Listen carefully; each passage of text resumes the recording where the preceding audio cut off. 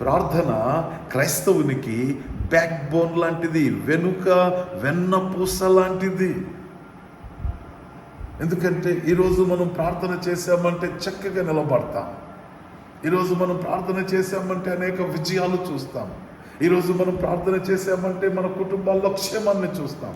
ఈరోజు మన కుటుంబాల్లో మేలుకరంగా, దీవెనకరంగా, ఆశీర్వాదకరంగా మన కుటుంబం ఉందిరా అంటే విసుకక నిత్యము ప్రార్థన చేసే స్థితి కలిగి మనం ఉంటే దేవుడు మనల్ని ఆశీర్వదిస్తాడు.